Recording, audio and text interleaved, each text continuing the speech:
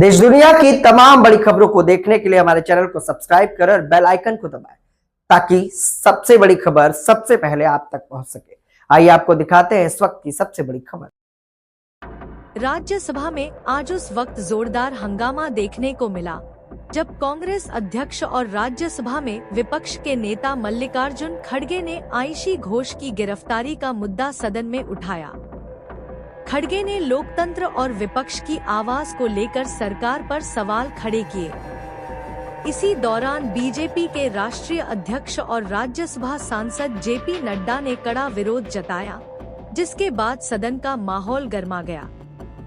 दोनों पक्षों के बीच तीखी बहस और नारेबाजी देखने को मिली।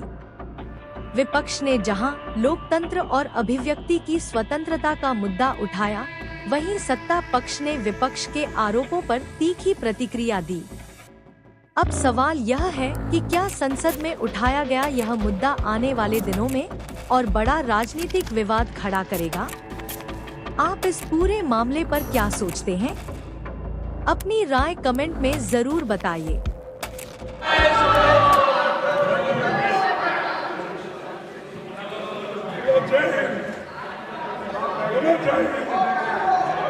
Papers to be laid on the table. Shriman Jain Sautri ji. Respected sir, with your kind permission, I rise to lay on the floor of the House papers mentioned against my name at serial number 1A of today's revised list of business. Through Dr. L. Murugan ji on behalf of Shriman Nityanand Rai ji. Respected Chairman sir, with your kind permission, on behalf of my colleague Sri Nityanand Rai, I rise to lay on the table of the House the papers mentioned at serial number 1 class B of today's revised list of business pertaining to the Ministry of Home Affairs. Thank you. Professor Shriman S.P. Singh Bahal ji. सभापति महोदय, आपकी अनुमति से मैं आज राज्यसभा की संशोधित कार्यसूची में क्रम संख्या 1C पर मेरे नाम के समक्ष पत्र सदन के पटल पर रखता हूं। श्रीमान B.L. वर्मा जी। आदरणीय सभापति महोदय, आपकी अनुमति से आज राज्यसभा की संशोधित कार्यसूची के क्रम संख्या 1D पर अपने नाम के सम्मुख अंकित प्रपत्र सभा पटल पर रखता हूं। Shrimati Savitri Thakur ji.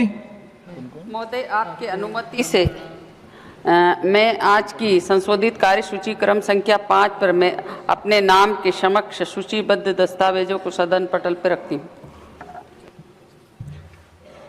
Report of the Department Related Parliamentary Standing Committee on Coal, Mines and Steel. Shriman Sajjad Ahmed Khichlu ji. Sir, I rise to lay on the table a copy of each in Hindi and English on the 27th report of Department Related Parliamentary Standing Committee on Coal, Mines and Steel 2025-26 as listed against my name in today's list of business. Thank you. Shriman Arjun Ram Meghwal ji to move a motion for election of 2 members to the Joint Committee on Offices of Profit. Honorable Chairman sir, with your permission, I rise to move the following motion that this House concurs in the recommendation of the Lok Sabha that the Rajya Sabha do elect 2 members of the Rajya Sabha to the Joint Committee on Offices of Profit in the vacancies caused by the retirement of Sri N.R. Elango and Sri Deepak Prakash from the membership of Rajya Sabha with effect from 2nd April 2026 and 21st June 2026 respectively, and resolves that the House do proceed to elect in the manner as directed by the Chairman 2 members from amongst the members of the House to the said Joint Committee to fill the vacancies. Thank you, sir. The motion moved. Those in favor will please say aye. Those against will please say no. I think the ayes have it, the ayes have it, the ayes have it. The motion is adopted.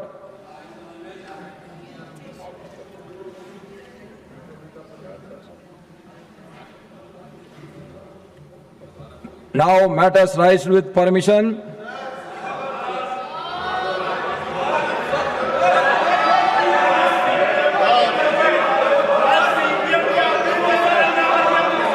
You all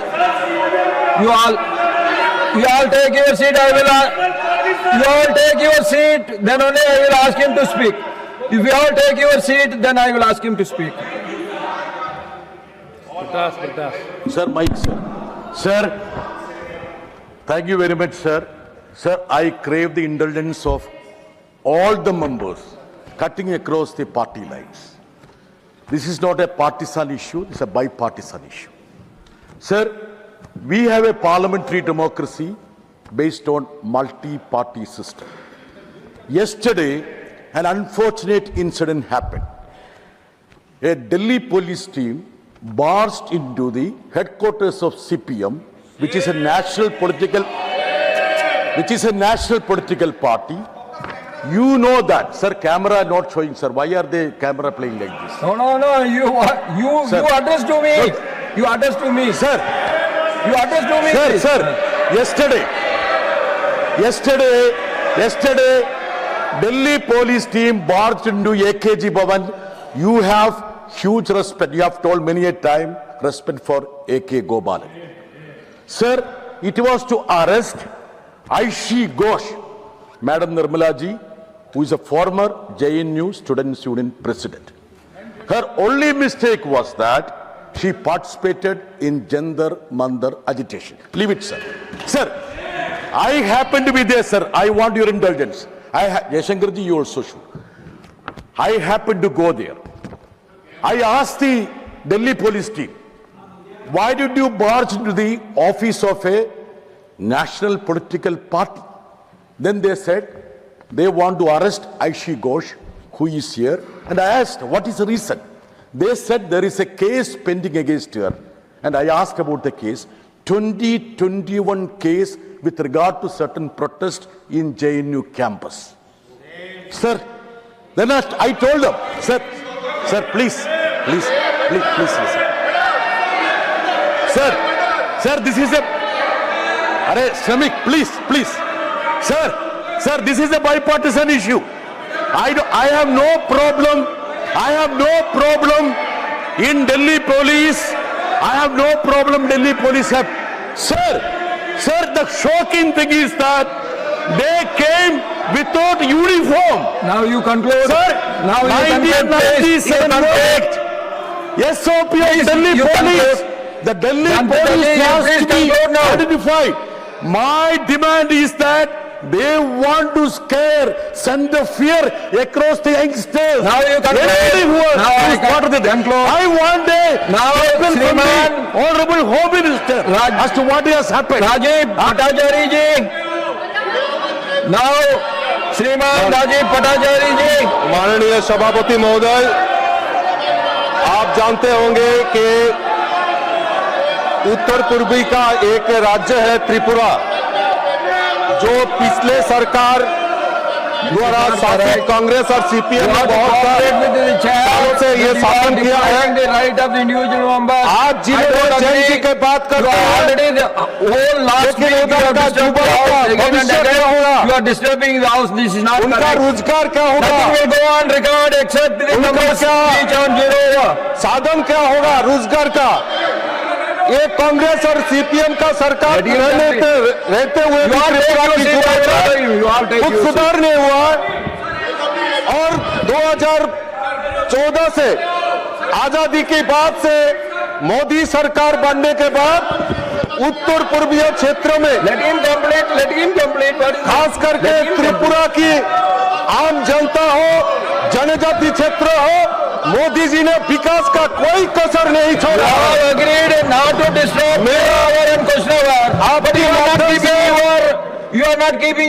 आपके माध्यम से सरकार को अवगत करना चाहता हूँ।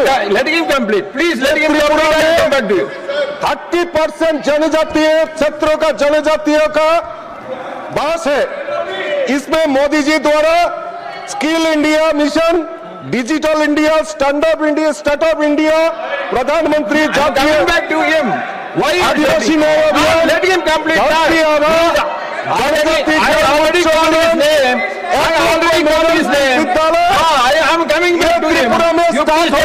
जनजाति जुबा को खड़ा करने के लिए मैं आपके माध्यम से सरकार के पास अपील करना चाहता हूं No, this is not correct. You should not stop the speech of honorable member.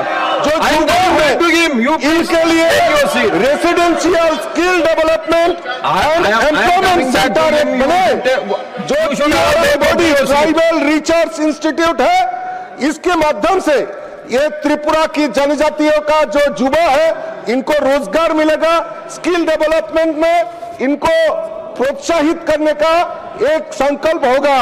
हाल ही में हमारा नरेंद्र मोदी जी का जो मन की बात, जो जनजातियों का असली और त्रिपुरा को दिखाने का काम, अभी मन की बात अनुष्ठान में त्रिपुरा जनजातियों का एक वाद्य यंत्र है, instrument, musical instrument chain pro, ये सरोज देववर्मा को प्रोत्साहित किया है। मैं पूछना चाहती हूँ, ये कांग्रेस और सीपीएम का बहुत सालों से त्रिपुरा में सरकार थी, तब युवाओं का कुछ नहीं किया। ये मोदी जी आने के बाद त्रिपुरा में युवक जनजातियों का सबका उन्नयन के डेवलपमेंट के लिए काम कर रहा है। मैं आपके माध्यम से ये बात सदन में रखना चाहता हूँ। नमस्कार, थैंक यू भाई साहब। Now, madam, I know na, why you are recommending. I know LOP very well. Why you are recommending, I am doing it. Now, leader of the opposition, Mallikarjun Kharge ji. Sir, जो बेटा ने यहाँ पर उठाया मुद्दा, ये बहुत शर्मनाक है कि एक नेशनल पार्टी के ऑफिस में हम घुस के, अगर सीबीआई के लोग पुलिस ये घुस के जाते हैं, उसको अरेस्ट करने की बात करते हैं। Democracy is not safe, people are not safe, therefore I request you, people who have gone there unauthorized, they should be punished. Why they have gone? Who are they? Who ordered them? You ask your people to sit in there. No, I'm asking. Who asked them to go there? Now, who ordered? Now the honorable leader of the house. That Now is the not leader the of the house. house will reply. That is not the house. Sir, you have raised your voice. Let the government respond to it. Sir, let the government to respond to it. He has raised, you have raised. Sir, let the government respond to it. Please take your seat. Please take your seat. Let him respond. Now, sir, now the leader of the house. whatever my friend, sir, what my friend John Bitas has said, this is a very normal law and order situation that we have to understand. I have been a student activist. I have been arrested many times from the classroom in emergency days when Congress party was ruling. I have been arrested. Mr. John Bitas, it is a normal situation. A student activist has to face, go back and take your those seat. who take law and order in their own hand. The police have to act accordingly, and the police has acted accordingly for those cases. They are trying to sensationalize. It is a normal law and order activity which the police undertakes, and any student activist who wants to do activism should face this. Even I have faced not once, many times. When there was emergency, I was arrested from the classroom, not once, but twice. So this is a very normal situation, sir. Now, Shriman R. Girirajan, through R. Girirajan ji. Girirajan ji, you have to speak. Whether you like to speak or not, you tell me. You don't want to speak, then I am calling the other member. Shriman Madan Rathore ji. Shriman Madan Rathore ji. CPM issue है।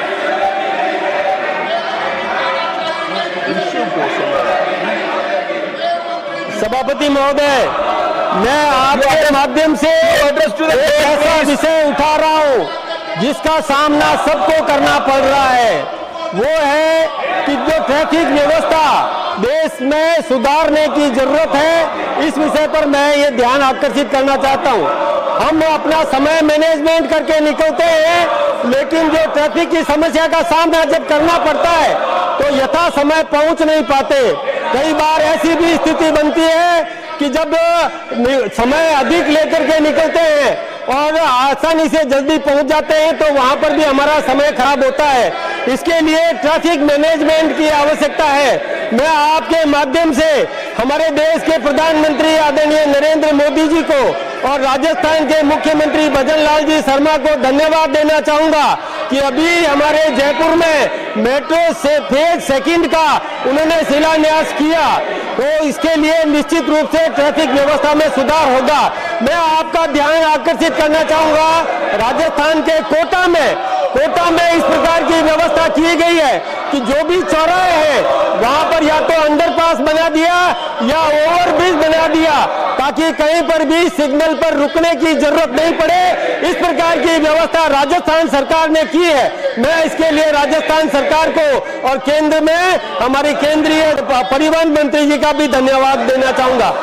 सभापति महोदय, कई देशों में हमने देखा है कि वहां पर लोग मेट्रो से सफर करते हैं और बड़े बड़े अधिकारी भी, चाहे कलेक्टर हो, एसपी हो या कोई मंत्री हो, वो भी मेट्रो से सफर करके और वहां उतर करके साइकिल लेकर अपने गंतव्य तक पहुंचते हैं। तो ये व्यवस्था यदि हो गई तो निश्चित रूप से इसका लाभ स्वास्थ्य पर भी पड़ेगा, प्रदूषण का समाधान भी होगा।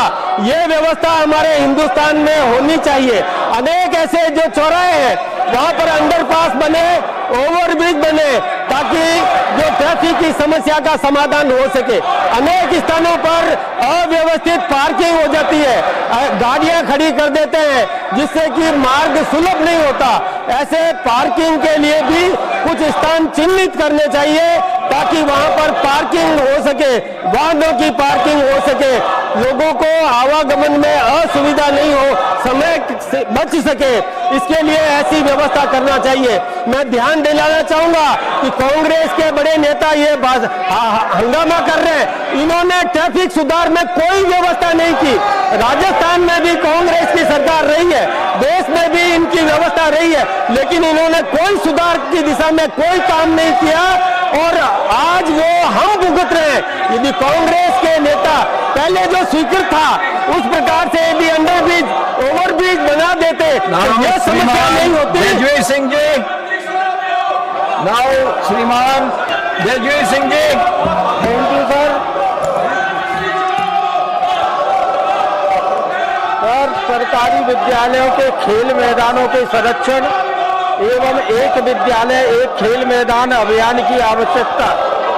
माननीय सभापति महोदय, मैं आपके माध्यम से सरकार का ध्यान उत्तर प्रदेश सहित देश के सरकारी विद्यालयों में खेल मैदानों के तेजी से घटते क्षेत्रफल और उनके संरक्षण की आवश्यकता की ओर सूचित करना चाहता हूं। माननीय प्रधानमंत्री श्री नरेंद्र मोदी जी के नेतृत्व में खेलो इंडिया, फिट इंडिया मूवमेंट तथा राष्ट्रीय शिक्षा नीति के माध्यम से खेलों को शिक्षा का महत्वपूर्ण अंग बनाया गया है। सरकार का उद्देश्य स्वस्थ, अनुशासित और आत्मनिर्भर युवा शक्ति का निर्माण करना है, किंतु अनेक सरकारी विद्यालयों में खेल मैदान अतिक्रमण, अव्यवस्थित निर्माण अथवा अन्य उपयोगों के कारण वो समाप्त होते जा रहे हैं। परिणाम स्वरूप लाखों विद्यार्थी खेलकूद और शारीरिक गतिविधियों से वंचित हो रहे हैं, जिससे उनके सर्वांगीण विकास और खेल प्रतिभाओं के उभरने पर प्रतिकूल प्रभाव पड़ रहा है। अतः मैं केंद्र सरकार से आग्रह करता हूं कि राज्य सरकारों के सहयोग से एक विद्यालय एक खेल मैदान अभियान प्रारंभ किया जाए। प्रत्येक सरकारी विद्यालय में खेल मैदान का संरक्षण सुनिश्चित किया जाए। अतिक्रमण हटाने के लिए समयबद्ध कार्य योजना बनाई जाए तथा खेल अवसंरचना के विकास हेतु विशेष वित्तीय सहायता उपलब्ध कराई जाए। ये पहल न केवल बच्चों के स्वास्थ्य को सशक्त करेगी बल्कि विकसित भारत के निर्माण के एक स्वस्थ अनुशासित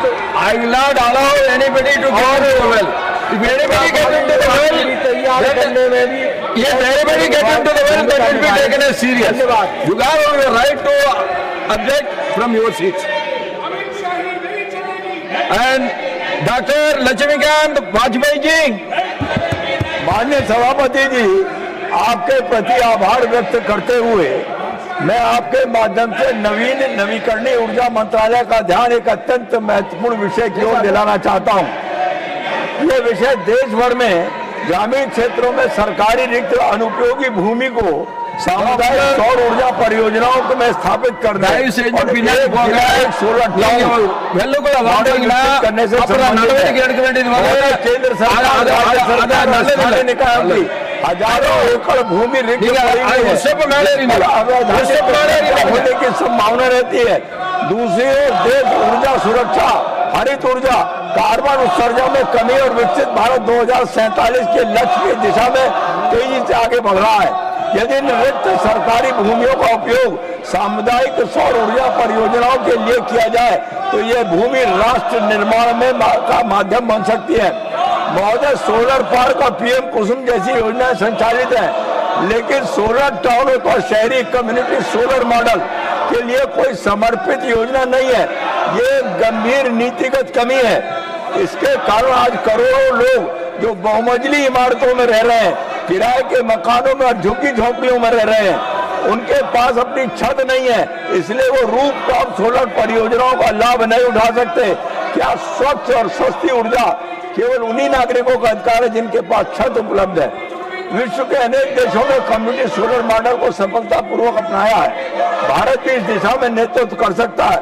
मैं सरकार से आग्रह करना चाहता हूँ, रिक्त पड़ी भूमि का सर्वेक्षण करा के राष्ट्रीय सामुदायिक सौर ऊर्जा मिशन की स्थापना की जाए। प्रत्येक नगर निगम, नगर पालिका, ग्राम पंचायत स्तर पर सामुदायिक सोलर पार्क स्थापित किए जाए। पीपी मॉडल, डिस्कॉम और सहकारी समितियों और स्थानीय निकायों की भागीदारी से एकीकृत नीति बनाई जाए और एक जिला न्यूनतम एक सोलर टाउन योजना लागू की जाए। राजस्व की साझेदारी की ऐसी व्यवस्था विकसित की जाए जिससे स्थानीय निकायों को स्थायी आय की प्राप्ति हो सके और उसका उपयोग शिक्षा, स्वास्थ्य, पेयजल और नागरिक सुविधाओं के लिए हो सके।